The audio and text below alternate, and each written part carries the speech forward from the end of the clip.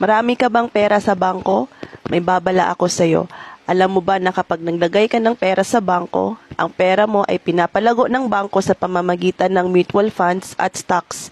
And in return, ang pera mo ay kumikita ng 12% sa bangko at ang 1% interest ay maibabalik sa iyo as a depositor. In short, lahat ng pera mo sa bangko ay ang bangko lang din ang makikinabang. Hindi po mali ang paglalagay ng pera sa bangko. Ang tanong, ano bang purpose ng paglagay mo nito? For long-term goal po ba or emergency purposes? Kung ang purpose ng paglagay mo ng pera mo sa bangko ay for long-term, kapatid, mali ka ng paglalagyan. Dahil hindi po tutubo ang pera mo sa bangko. Dahil ang interest rate lang ng bangko ay 0.25% to 1%. Pero kung ang purpose mo naman ay for emergency funds, tama po kayo dyan. Kaya ang mga mayaman, hindi sila naglalagay ng maraming pera sa bangko. Instead, ini-invest nila ito through stocks or mutual funds.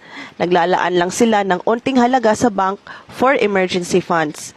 Kung gusto mo i-invest ang pera mo sa mutual funds or stocks, message mo lang ako para i-guide kita.